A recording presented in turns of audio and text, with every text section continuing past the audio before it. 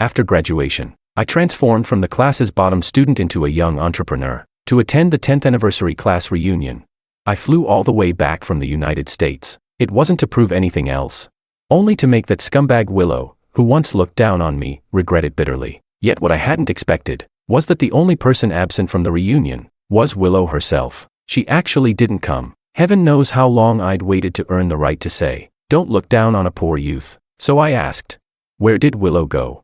A classmate replied, "She died long ago, in the deep winter of the year we graduated." In my fury, I opened my eyes, opened them again, and again, and found myself back in high school. Chapter 1. For this high school class reunion, I not only flew back from the United States, I even offered one of my private villas as the venue. Our homeroom teacher, who had always despised me, patted my shoulder and laughed. "George is the most outstanding young entrepreneur in our class." No one had expected the former bottom-ranked student to stage the first comeback. Classmates who had once ostracized me, whether openly or in secret, now crowded around, scrambling for my contact info. The nicknames Orange or Georange they used to tease me with had vanished, replaced by obsequious yet unfamiliar cries of "President Wong." Amid the flattery, I kept my eyes fixed on the doorway. 39 classmates had arrived, only one was missing. Willow, the campus belle of A City No. 1 high school, the scumbag who posted my love letter on the school bulletin board. She still hadn't shown up. On this trip home, I'd set myself 2 main quests. First, make Willow regret how she'd treated me. Second, find the mysterious classmate X who had secretly helped me. I'd already mapped out the plot. Chapter 1, Return. Chapter 2, Revenge. Chapter 3, Gratitude. But to my surprise, the star of the revenge arc hadn't even appeared. A classmate beside me nudged my arm and asked, "President Wong, what are you glaring at the door for? Everyone from our class is already here." Willow's name was on the tip of my tongue. I pressed my lips together and turned away. The homeroom teacher struggled to lug out a huge time capsule containing the tin boxes we'd sealed before the college entrance exam. Buried for 10 years, they were finally coming home. The class president, still as sycophantic as ever, with his slick back hair, helped hand out the boxes. Back then he always gave me my homework last. This time he thrust the box labeled Georange into my hands first. I stared at the childlike stickers on the lid, now yellowing. Holding my breath, I opened it, nothing inside but a slip of paper that read, "George 10 years later, George at 27, you must make Willow regret it bitterly." The forceful handwriting showed clear, gnashing hatred. Looking around, I saw classmates already in tears over what their past selves had left them. Only one box sat alone on the table, unclaimed, the name Willow pasted on top in delicate strokes. She still hadn't come. She really wasn't coming. Heaven knows how long I'd waited to say, "Don't look down on a poor youth." I exhaled and flipped the paper over. Another line read, "George, you must find the unknown classmate X and thank her for her constant encouragement and help." Bitterness from my youth welled up. High school life had been rough. To save money for textbooks, I often skipped breakfast and dinner. A girl who signed herself X, preferring to stay anonymous, regularly left strawberry milk and bread in my desk. When I was beaten unconscious by thugs, she was the one who saved me. The love letter Willow had posted was actually meant for classmate X. Classmate X had helped me countless times. I'd imagined her as an introverted, gentle girl who kept her identity hidden. By graduation, I still didn't know who she was. She had to be one of my classmates. How else could she know my troubles so precisely every time? And now, except for Willow, all the other classmates were here. Clenching my palms, I stood and looked each person in the eye. Back in high school, a classmate who signed as X quietly helped me. I said, "May I know who you are now?" Blank looks converged on me. Everyone tried hard to recall, yet no one betrayed a clue. Perhaps classmate X had long forgotten her own kindness. Not only had she done good deeds anonymously back then, she had no intention of stepping forward now either. I raised my voice. "Classmate X, are you here?" No one answered. Someone jostled a table, and Willow's tin box clattered to the floor. Its contents spilled across the tiles. Origami orange cats. Unmistakably familiar. They were the inexpensive yet sincere thank you gifts I'd given classmate X. I froze for several seconds. What was wrong with Willow? She'd even stolen the gifts meant for classmate X. I walked over, crouched down, and put the scattered items back into the box bearing Willow's name. Everything I'd given classmate X over those 3 years was here. Not a single piece missing, along with other familiar trinkets and an old keypad phone. Fuming, I thought, Willow not only posted my love letter to classmate X, she even did this. Perfect chance to settle old scores. Where is Willow now? I demanded. The air went still, heavy snow pattering against the floor-to-ceiling glass. After a long silence, someone finally answered. "Willow, she died long ago, in the deep winter of the year we graduated." Chapter 2. A class reunion ended on a sour note. Snow was falling outside the villa. I stood beneath a street lamp. The drifting flakes glowed in the light when my phone suddenly chimed. Happy 27th birthday, George X. Only then did I realize that midnight had passed. Today was my birthday. For years I've received a birthday greeting email right on the dot every December 21st. Always signed, Classmate X. I'd thought I could find X before turning 27. Yet she still wouldn't appear. Lowering my head, I gazed at Willow's time capsule tin in my hands. A bizarre thought surfaced. Could Willow be X? I opened the box. In the far corner lay an old keypad phone. I held the power button. Unbelievably, it still had charge. Nothing else was stored on the phone, only a mail center. In the cloud mailbox nearly 100 scheduled emails were queued, uploaded 10 years ago, preset to send every December 21st. Some had already been sent, all in the same format. Happy 18th birthday, George X. Happy 19th birthday, George X. And so on, all the way to Happy 100th birthday, George X. George, even at 100, you must have a happy birthday. Since graduating, my life has been on track. People now call me President Wong. My prospects are bright. Friends have already thrown me a lavish party, and greetings from business partners haven't stopped. Yet none of those messages moves me like this simple line, Happy birthday, George. Everyone else knows me as George Wong or President Wong. Only Classmate X accidentally learned in senior year that I actually dislike the surname Wong and prefer the nickname my classmates coined. Mocking Willow and finding Classmate X, that's why I came home. Neither goal has been met. The time capsule holds many items, painstakingly folded orange tabby cats, headphone cords tangled together, a straw-woven groundhog, the keypad phone, and a plastic orange tree twig. I pick it up, just as cheap as I remember. A yellowed wish sticker still stuck to it. Tilting my head back, I feel as though the snow is covering me completely. The wind snaps my coat like a sail. Eyes closed, I make the first wish of my 27th year. If birthday wishes really come true, let me travel through time and see you once more. My mysterious Classmate X. Chapter 3. From the moment I opened my eyes I'd been spacing out. Classmates in blue and white uniforms bustled across the stage moving props. Somehow a snowfall had carried me back to high school. Faded memories surfaced. It was the freshman year play. Our class was putting on Snow White and we were now in rehearsal. I looked up and, sure enough, a crown of fake branches bobbed above my head. I was playing a roughly made, very plastic-looking orange tree, squatting quietly at the very back. If I'm remembering right, the girl playing Snow White at this moment is Willow. I haven't seen her in 10 years. In my memory Willow has always been a teenage girl. I lift my eyes, past classmates moving about the stage, past the dust motes floating in the light, and see her standing front and center. She seems to have broken free of time's shackles, radiating youthful energy. Willow leans against a stage brace. Her uniform is washed almost white, her profile gleaming in the light. In her hand is a dark red apple, the prop meant to poison Snow White. I stand, forcing my way through the crowd, twigs on my head swaying wildly, and finally stop behind her. Hearing the noise, Willow turns, double-lidded eyes, a teardrop mole beneath, her whole figure bathed in golden light. I had meant to ask whether she was Classmate X, yet some wire crossed in my brain and I blurred out, Willow, do you have a secret crush on me? She takes a small bite of the apple and freezes, silent for several seconds. At last she looks at me in puzzlement. Ah, and you are? Bracing myself, I answer, George. She thinks a moment, stands, and rolls her eyes. The math, 38, point slacker. I keep reminding myself the dead deserve respect. Only by swallowing hard do I avoid trading insults. Now I'm sure, Willow can't possibly be my gentle, shy, sweet Classmate X. Something must be wrong, like that idiot Willow mixed up boxes when we buried the time capsule. Classmate X, introverted, kind, nearly invisible. Willow, sharp-tongued, petty, shameless. The two simply don't match at all. Chapter 4. Willow and I are polar opposites. I bought my way into City A1 high school, while Willow was bought in by the school itself. Only a sky-high scholarship could keep her there. In my whole life I've accepted charity from my father twice, once when he paid the sponsorship fee that got me into that school, where I met Willow, and once when he handled my U.S. college application, after which I never saw Willow again. Between Willow and me, if I reached for a dish she'd spin the lazy Susan away. If I raised a cup of water she'd slam on the brakes. In 10th grade I ruined her chance to star in a play. By senior year she'd plastered my love letter on the bulletin board. Tit for tat, it finally paused at graduation. Had she not died,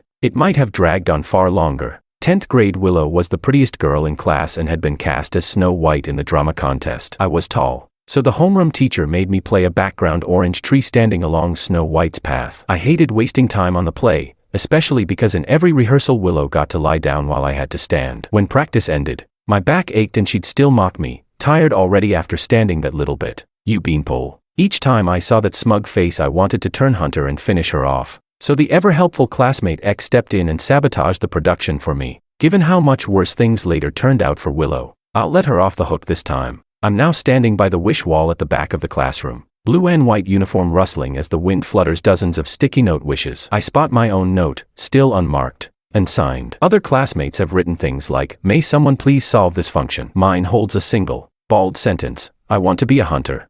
What a random line, no context at all. Yet classmate X once saw that note, understood it, and even made the wish come true. This time I decide to revise it. I peel off the note, scratch out Hunter, write night, and stick it back. I watch everyone who lingers by the wall, but no one even glances at my wish. I leave just long enough to fill my water bottle. When I return, fresh words have appeared. Above is my own handwriting, "I want to be a knight." Below, someone has added a single, almost unreadable stroke, X. Classmate X, you've agreed again. No matter what I write, she always says yes, yet she never lets me know who she is. I turn, bewildered. The room is full. Everyone's busy. My eyes pass over several suspects. I most suspect a girl named Anna Sue, gentle, quiet, introverted. She fits X's image, and her surname initial is also X. I step up to talk to Anna, tapping lightly on her desk. A strong gust lifts the curtains. My gaze follows it to Willow's seat by the window. Outside, summer trees are lush. Cicadas scream. Wind lifts her hair. The classmates nearby are noisy, but she remains bright yet distant. Fair fingers jotting notes. Willow glances up by chance and meets my stare. She rolls her eyes, turns away with obvious disdain. Mystifying Willow. Chapter 5. The wish on the sticky note came true once again. Classmate X always fulfills what she promises. And this time I became the knight who climbs mountains and crosses rivers to rescue the princess in the finale. When the play was formally staged, every seat in the auditorium was filled with teachers and students. The view was a sea of youthful blue and white uniforms. My part was actually tiny, but watching Willow play Snow White was hilarious. If her glare could kill, I'd have died 100 times by now. I watched her quietly, watched her still living self. She was, at worst, merely annoying. She never should have died. At last my cue came. I drew my plastic sword, trekked over mountains and rivers in search of my sleeping princess, fought off the bandits blocking the way, and finally stood before her. Willow lay stone-faced amid a heap of gaudy fake flowers. Dropping to one knee, I ad-libbed, "Princess, the Orange Knight has arrived late to guard you. I'm here to save you."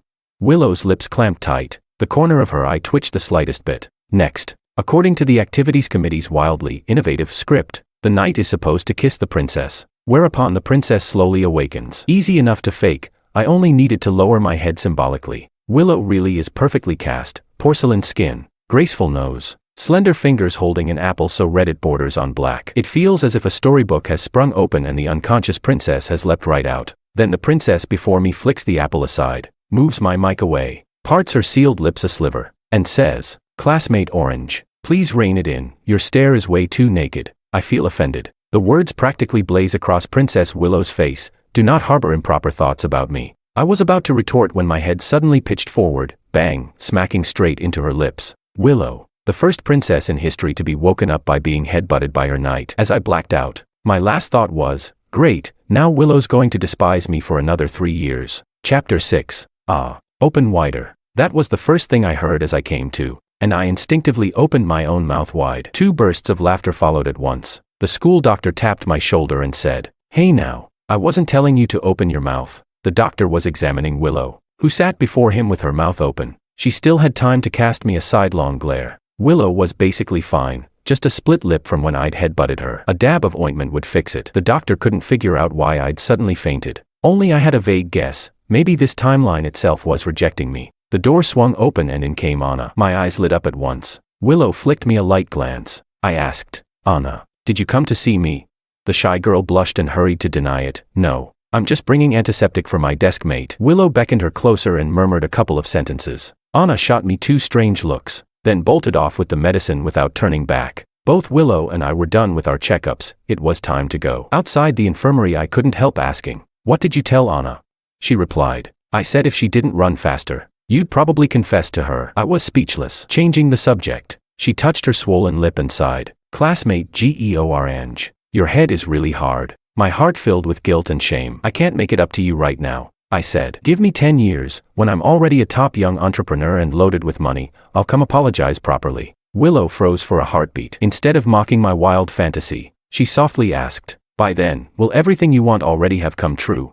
I thought a moment and said, yes. 10 years from now George has no need for classmate X at all. His future is wide open and he already has everything he desires. I walked a long way ahead before glancing back. Willow was still standing where I'd left her, smiling faintly. She said, then that's good. Chapter 7. My main quest continued. Yet classmate X was hidden far too well. Judging by how Anna practically wanted to stay 800 li away from me, she definitely wasn't X. So I switched to my other objective. I'd first vowed to make Willow regret her life choices. Now I revised the plan. I would make Willow deeply grateful to me. Willow has to survive and show up in person at the 10-year reunion. Given the state of our relationship, though, she was unlikely to heed anything I said, so I devoted myself to befriending her. I proposed we discuss academics and make progress together. The more we discussed, the worse things grew. I refused to give up. Every morning I insisted on sitting next to her on the school bus because studies were getting heavier. City A No. 1 High had begun running a free bus. Willow and I both rode it, because we were equally broke.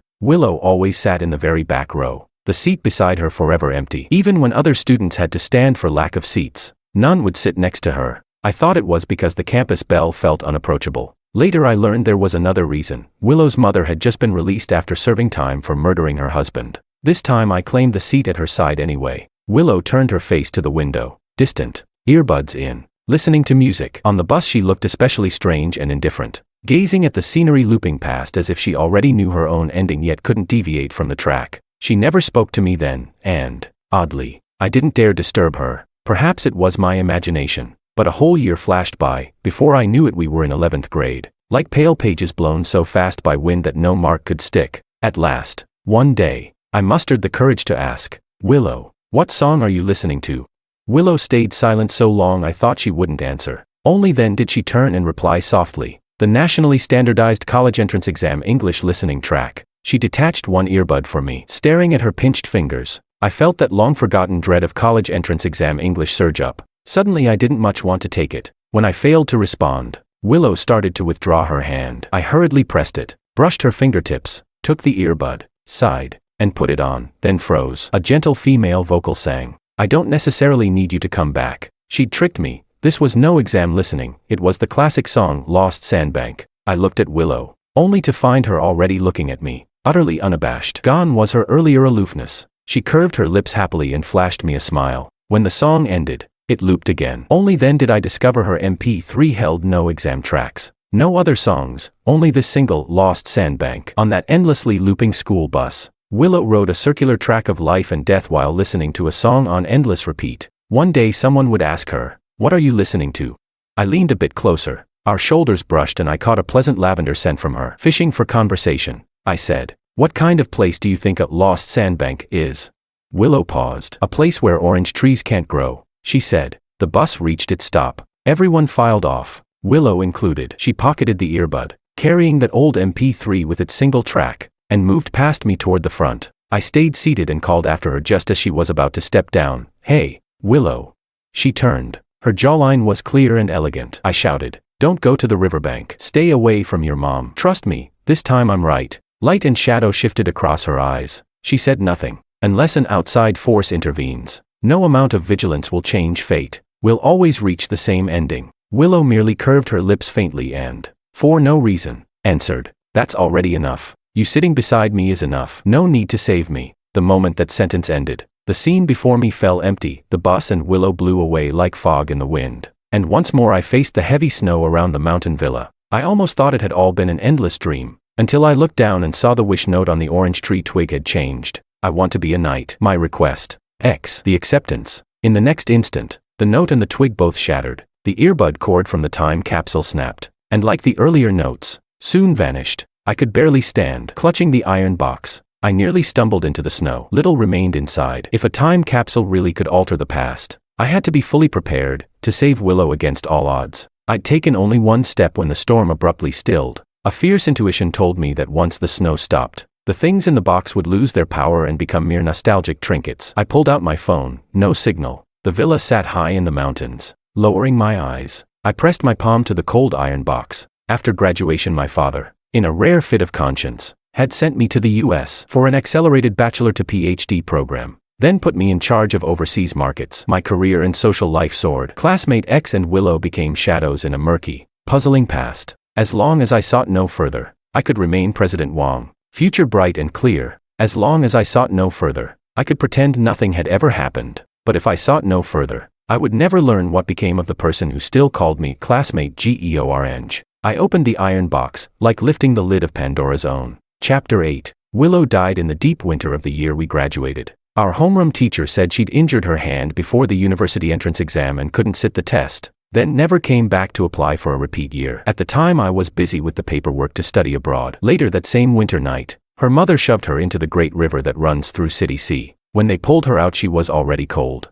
I was half a world away, struggling through school and vowing that one day I would make Willow regret everything. Willow had it even worse than I did. After murdering her own husband, her mother went to prison. By Willow's high school years, she'd been released early for good behavior and casually reclaimed guardianship. I ran into that madwoman more than once, begging Willow for money. Anyone who got even a little close to Willow would be targeted by the crazy hag. So Willow kept almost no friends. She stayed frozen in my past while I forged ahead, sometimes unable to picture her face at all. Dropping back into high school, I suddenly saw how dazzling and alive she'd been. Willow's box was stuffed mostly with origami, so full it nearly overflowed. I remembered, senior year study materials were expensive, and the money my mom left before she died wasn't enough. I had to save on food, yet a bottle of milk and a bun kept appearing in my desk drawer. I was broke, with nothing to give in return, so I folded little orange tabby cats out of paper and left them in the drawer. Each time classmate X set down a bottle of milk, she took one tabby cat away.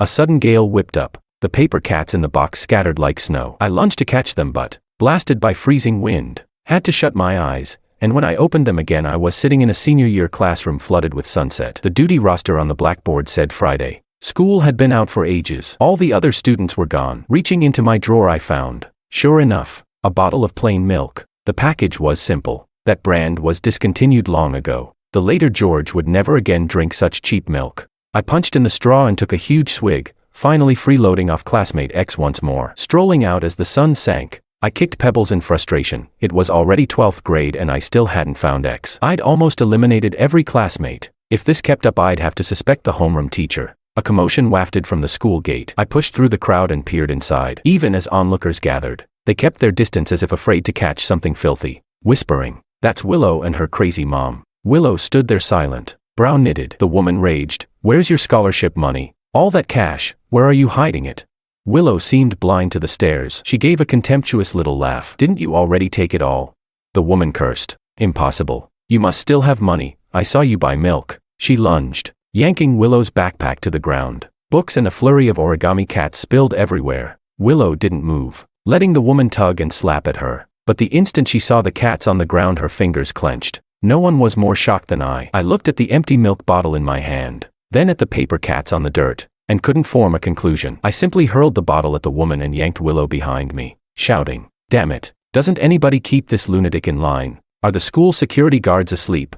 Willow's mother, ready to strike, shrank back under my fury. Only then did security rush over, drag the troublemaker away, and disperse the crowd. Paper cats rolled in the dust, Willow's secrets laid bare in the most humiliating way. Still reeling, I crouched and scooped every cat back into Willow's bag along with her scattered textbooks. Then it dawned on me, Willow's time capsule hadn't been mislabeled. That box was truly hers. I looked up. I'd meant to ask if she was classmate X. Yet some wire crossed again and I blurted, "Willow, do you like me?" I braced for her ridicule. Last time she'd mocked my 38-point math score. Surely this time she'd laugh at my delusions. Willow stood in her blue and white uniform, light flowing from her direction. She looked at me and, no longer hiding, said, "Yes, I like you." The bag slipped from my hands with a thud. Willow knelt, gathered the trampled cats, and lowered her eyes. "So, stop getting close to me," I croaked. "Why?" She smiled faintly. "I don't want a high school romance." I was speechless. Willow's lashes were long, shielding her expression. "Classmate Georange. Go to the future that's meant for you. Be the happy, successful young entrepreneur. Flowers line your road. Don't look back." 17-year-old Willow was poor enough. 17-year-old Georange was poor enough too. Yet poor Willow noticed Georange's hardship and, with money saved who knows how, kept putting milk in his drawer. Poor Willow and George were both headed for bright futures. Once, I gazed at her and said slowly, "Dear classmate X, how do I reach the future where you are?" She answered, "Don't come to my future, because," she thought, "she has no future." Chapter 9. Ever since I learned that Willow and classmate X were one and the same, ever since I heard Willow confess, in her own voice, that she liked me, she'd done everything to avoid me, keeping even the slightest connection at bay. The carton of milk that used to appear in my desk drawer stopped showing up. 2. I knew what lay ahead. Willow would injure her hand and miss the National College entrance exam, then fall into the river the winter after graduation. Both tragedies, I was sure, traced back to her mother. Straightening out that woman was now my top priority. One glance at the calendar told me it was already May of senior year. Exam fever saturated the air, yet I felt no academic pressure. Before long my father's secretary would be in touch to discuss my plans to study overseas. But this stretch of time was exactly when my own troubles should begin. After helping my dad build his fortune from scratch, my mom died of rage when he cheated on her. I moved in with my grandmother. When she passed away I lived alone in her old house. Then came a demolition order. I refused to move, and the developer stationed a gang of thugs nearby, waiting to teach me a lesson while they pinned me to the ground and beat me senseless. It was classmate X who rescued me. So, on a late May night a torrential spring rain poured down. I jerked awake, soaked in sweat. After firing off a text to the police, I swung the door open. Damp air rushed in. Grabbing the umbrella by the frame, I stepped into the downpour. This was an old alleyway. Few people still lived here. Turning a corner, I heard shouting. Through the sheets of rain I stole a glance. Willow stood gripping a knife with both hands, facing a woman I recognized as her mother. Around them lurked several toughs, the same men hired by the developer. They, too, were stunned by the scene and dared not move. Voices kept drifting through the wall. Willow's mother cooed, "Don't get excited, sweetheart. Stabbing someone won't help anybody. We can talk this out." I made inquiries about that boy named George. He's a rich second gen. His father's loaded. Good girl. You've got an eye for prospects. Willow bit her lip, her voice trembling. "What do you want?" Her mother replied, "Willow, you're young and pretty, prime time to make money. As they say, the mountain you lean on can crumble. The people you rely on can run. Give it a few years and you'll be old and useless like me. Then it's too late to earn. These uncles have contacts. They can help you. Don't worry. Mom would never hurt you. Once you have cash you'll understand my good intentions." The men exchanged knowing smiles. Her mother went on, "Of course, if you're unwilling, I can hit that boy up for money instead. If he refuses, I'll accuse him of forcing my daughter. His life will be over." Rain drummed down. Willow said, "Fine." The woman added, "Forget that college entrance exam. If you fly too high, I won't be able to control you." Willow said, "Fine." The woman sneered, "I don't believe you. Let's injure that hand of yours for the next 2 months, just in case you sneak off to take the test." Willow again, "Fine." She laughed. "See, if you'd behaved sooner you wouldn't get beaten." The police I'd called hadn't arrived yet, but my fury was already blazing. So Willow's injuries and missed exam had all come from this coercion. I couldn't hold back. Snatching up the bat I'd prepared,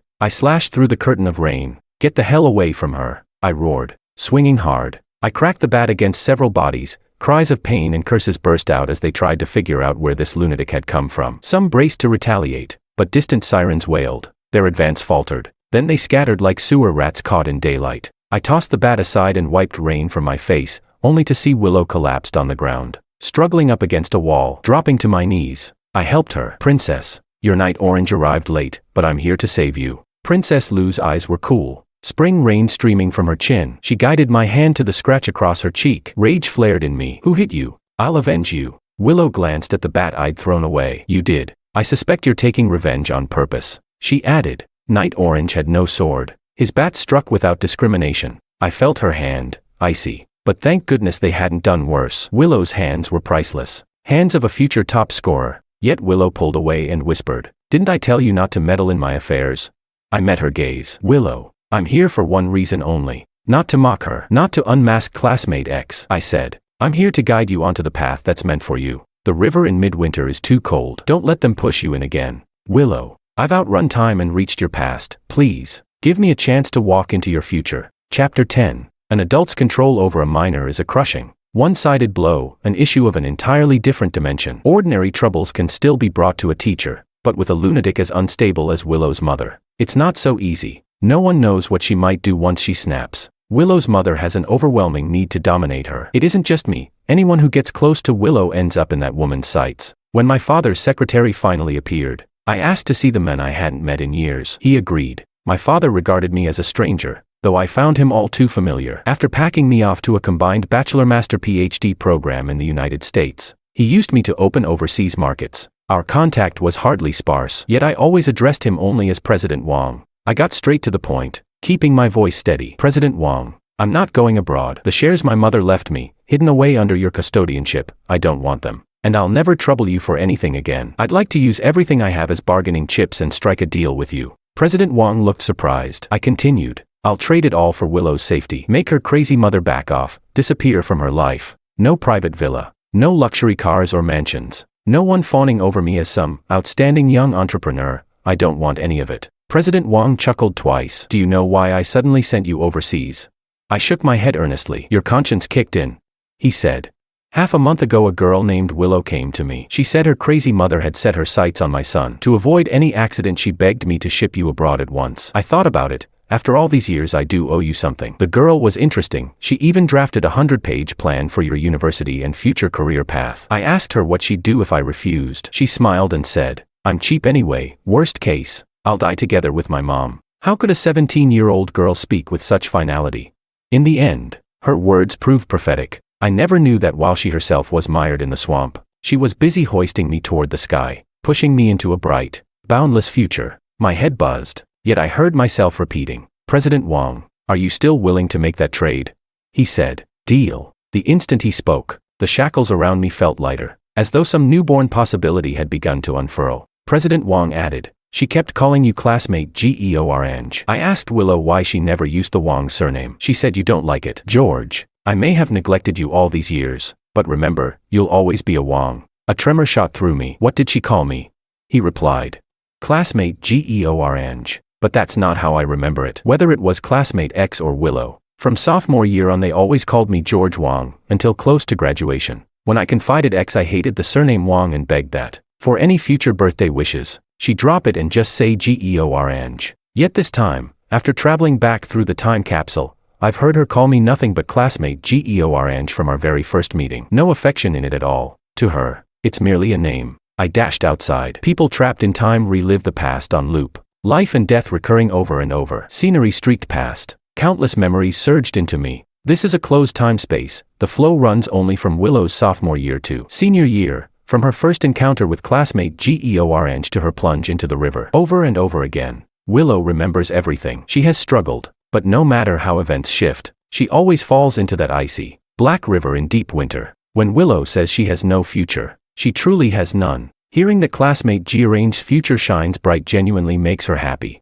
Only she is trapped in place, never moving forward. Even after countless loops, Willow never abandons one mission, to be his nameless classmate X and send him toward a future splendid as brocade. I don't know how long I ran, across traffic-clogged streets, until I stopped in the corridor behind the school bulletin board. Something new was already posted there. It looked like the love letter I'd once mustered the courage to write to classmate X before graduation. Willow approached from afar, and as she passed the board she halted. Her fingertips pressed the letter as if to peel it off. So the letter had never been posted by her at all. I just happened to witness that scene and stayed angry for years. Willow withdrew her hand, resting her finger under her chin to hide a smile, studying the letter with total focus. Sunlight fell in shards across her brows and lashes. No wonder I misjudged her. Anyone who saw it would think she'd pinned it up. I strode toward her, intent on tearing the letter down, but after 2 steps I froze. A boy with a backpack had appeared. He yanked Willow aside and shouted, "Willow, how dare you post my love letter on the board? I'll make you pay for this."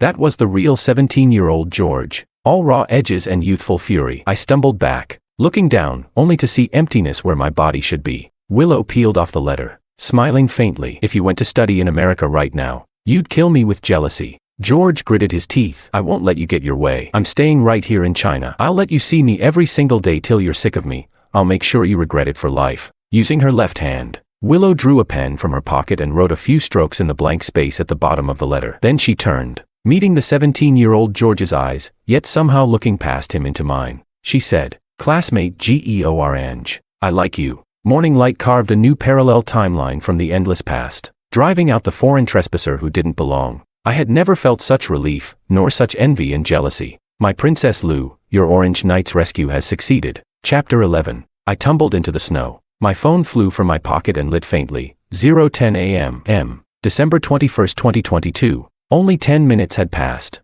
Yet I had clearly walked through 3 whole years again. The sheet I'd been pinching fluttered in the wind. Lowering my head, I saw it was a love letter draft. The opening line read, "Dear classmate X, I like you. I hope you'll tell me who you are." Someone had marked the blank that followed, not just 2 casual strokes this time, but a neat, graceful signature. Willow, received by classmate Willow. Silly Georange. It's me, Willow. Haven't you guessed yet? The note bearing Willow's name on the time capsule flipped in the wind, revealing 2 names on its reverse, X and Georange. This was the time capsule for X and Georange, yet now it lay empty. The wish note, the origami, the earbud cord had all blown away. Only this letter, once torn to shreds and repasted, proved none of it had been a dream. I had already rescued the Willow of another timeline, broken her loop's balance, serving as her knight in the freshman play, sharing music with her on the sophomore bus, gathering her trampled orange tabby cats in senior year, saving her in the torrential spring rain, and finally shielding her and her prince from harm. For my classmate X, my dear Princess Lou, I had created a warm parallel world, a fairy tale's perfect ending. I tried to stand, only to collapse in the snow again, because in this life I have already missed Willow. She is the troublesome classmate of my memories. All her gentleness hidden behind that classmate X disguise. She turned me from a plastic orange tree into the hunter who carries her off. Sat beside me on the bus for 3 years listening alone to one song. Watched her paper cats ground underfoot. Surrendered in the driving rain. She sought out my callous father to bargain me a bright future. Because of her injury she missed the college entrance exam. And at last, on that midwinter night, she and the mother she hated all her life drowned in the river. I lost nothing. I'm still President Wong, the young entrepreneur praised at reunions. Yet I've never envied anyone as much as that otherworld Georange. Poor as he is, he has a poor Willow at his side. I rose again. Finally steady. I placed the love letter gently into the iron box. The top bore one casual name, Willow. Turning the slip over, I saw much softer handwriting, Georange, Willow's hidden secret. On the eve of my 27th birthday I attended a high school reunion. The person I hated most and the one I thanked most were both absent. She will be absent forever. She is Willow. She is classmate X. She is my dear, beleaguered princess, who never met her Georange knight.